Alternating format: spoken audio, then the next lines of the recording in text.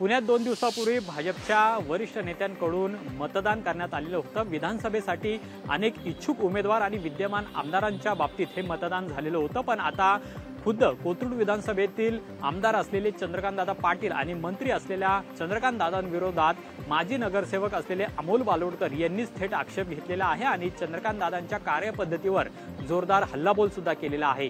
चंद्रकांतदादा पाटील एकाधिकारशाहीने कोथरूड विधानसभा मतदारसंघामध्ये पक्ष चालवत आहेत असं सुद्धा अमोल बालोडकर यांचं म्हणणं आहे आणि गेल्या काही दिवसांपासून अमोल बालोडकर यांना पक्षातून बहिष्कृत करण्याचा प्रयत्न चंद्रकांतदादा आणि त्यांच्या कार्यकर्त्यांकडून केला जातोय असं सुद्धा थेट आरोप यामध्ये केलेला आहे।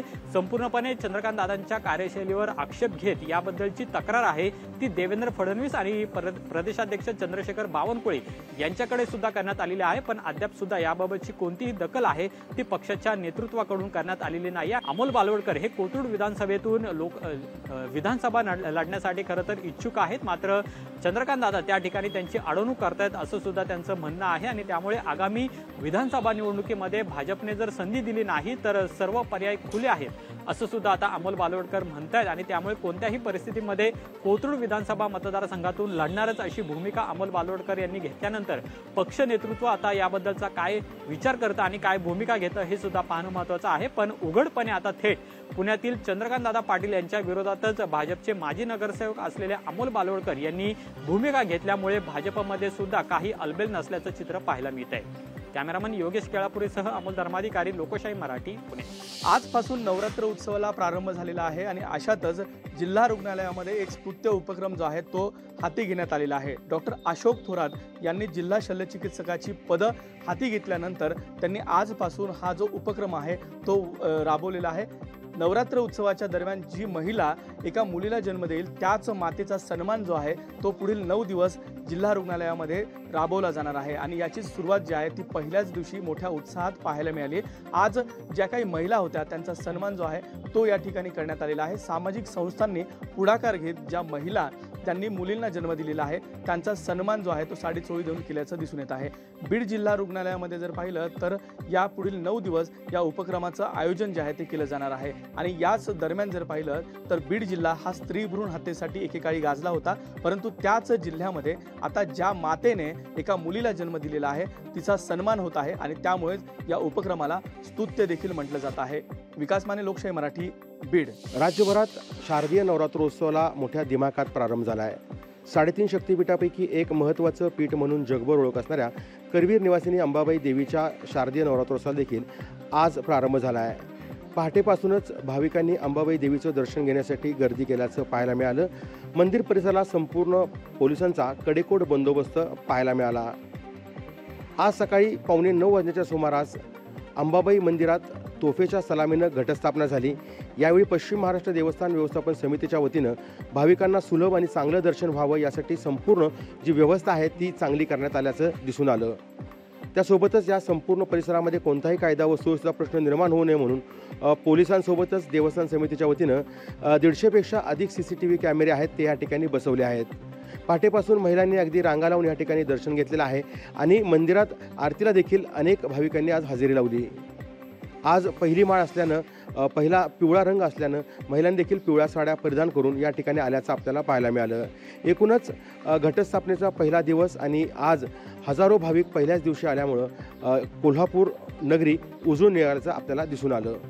सतेज औंधकर, लोकशाही मराठी, कोल्हापूर। सध्या आपण आहोत मुंबईतील प्रसिद्ध मंदिर महालक्ष्मी मंदिर। आपण सध्या त्याच मंदिराच्या गाभाऱ्यात आहोत आणि एकंदर पाहू शकतो आज नवरात्रीचा पहिला दिवस आहे, घटस्थापनेचा पहिला दिवस आणि कुठेतरी मोठी गर्दी आपल्याला पाहायला मिळत आहे। महिला असतील किंवा पुरुष असतील अनेक आपल्याला नागरिक इथं मोठी गर्दी करताना पाहायला मिळत आहेत। अगदी पहाटेपासून मोठी रांग या संपूर्ण मंदिराबाहेर लागलेली आहे आणि कुठेतरी आज देवीचं दर्शन घेण्यासाठी सर्व भाविक आपल्याला इथं आलेले पाहायला मिळत आहेत।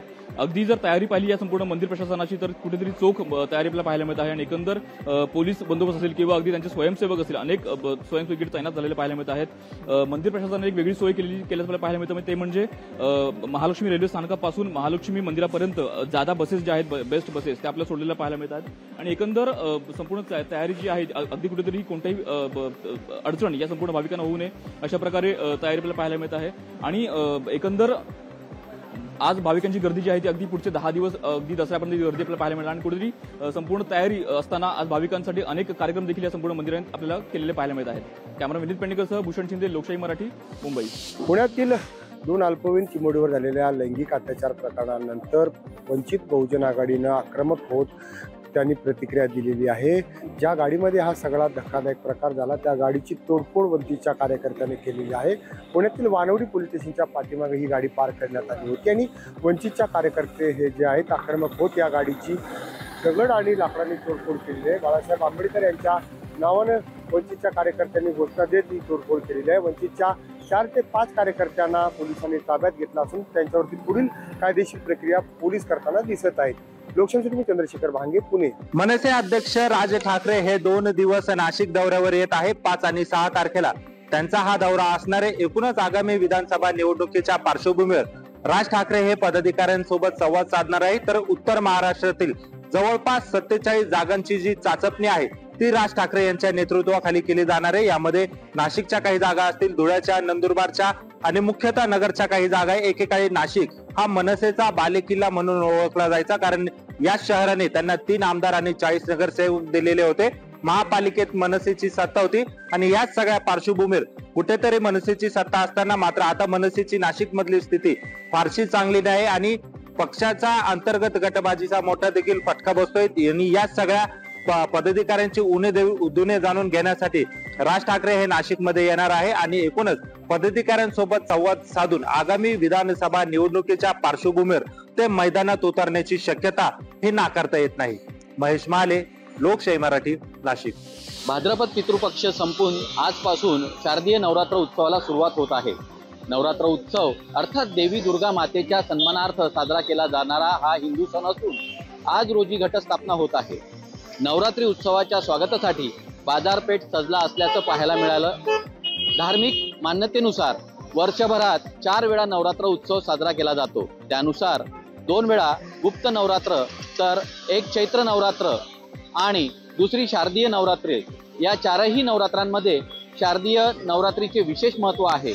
अश्विन मासातील शुक्ल प्रतिपदेपासून शारदीय नवरात्र सुरू होत असते। या काळात देवीचे नामस्मरण करणे, उपासना करणे आणि जप करणे अत्यंत शुभ आणि लाभदायक मानले जातात। असुरी शक्तीचा नाश करून चांगल्या शक्ती आणि लाभदायक गोष्टींसाठी हा चांगला कालावधी मानला जातो। दरम्यान या काळात महाराष्ट्रातील शक्तिपीठांनाही मोठ्या प्रमाणात भाविक भेट देत असतात। सुमित देशमुख, लोकशाही मराठी, जळगाव। वेतनवाढीच्या मागणीसाठी आजपासून शहर कंत्राटी बस कर्मचाऱ्याचं बेमुदत संप आंदोलन सुरू झालेलं आहे। नागपूरच्या मोरबोन बसस्थानकामध्ये जे आहे ते आंदोलन सुरू झालेलं आहे। मागील आठवड्यामध्ये जे आहे ते महापालिका प्रशासनाला या कर्मचाऱ्यांकडून जे आहे ते नोटीस देण्यात आली होती आणि आंदोलनाबद्दल माहिती देखील देण्यात आली होती। मात्र त्यांच्या मागण्यासंदर्भात महापालिका प्रशासनाने कोणताही तोडगा न काढल्याने आज अखेर कर्मचाऱ्यांनी जे आहे ते बेमुदत संपाचा मार्ग जो आहे तो या ठिकाणी पुकारला आहे। मात्र त्याचा फटका जो आहे तो आज नवरात्रीच्या पहिल्याच दिवशी हा संप पुकारला गेल्याने चाकरमान्या व प्रवाशांना जे आहे ते मोठ्या प्रमाणामध्ये फटका जो आहे तो दिसून आला। एकूणच नागपूरच्या मोरबोन बसस्थानक परिसरामध्ये जे आहे ते प्रवाशांचे मोठे हाल होताना या ठिकाणी दिसून आले। तर बस नसल्यामुळे ते परिसरामध्ये पूर्णतः सुकसुकाट दिसून आला। त्यामुळे यावर आता तात्काळ काय तोडगा काढता येईल या पद्धतीने जे आहे ते आता जे प्रवासी आहेत त्या प्रवाशांकडून एकूणच या ठिकाणी मागणी केली जाते, कारण की लवकरात लवकर यावर तोडगा जर काढण्यात आला नाही तर याच पद्धतीने जे आहे ते पुढे देखील अजून प्रवाशाचे हाल होताना या ठिकाणी दिसून येणार आहे। लोकशाही मराठी करता मी ज्ञानेश्वर पवार, नागपूर। कोट्यवधी रुपयांचा अपहार झाल्याप्रकरणी बुडीत निघालेल्या पेन कोऑपरेटिव्ह अर्बन बँकेच्या ठेवीदारांचा लढा आज 14 वर्षांनंतर देखील सुरूच आहे। पेन कोऑपरेटिव्ह अर्बन बँकेतल्या 1.5 लाखाहून अधिक ठेवीदारांना त्यांच्या ठेवी परत मिळाल्या नाहीत आणि आजही त्यांचा ठेवी परत मिळावा यासाठी संघर्ष सुरू आहे।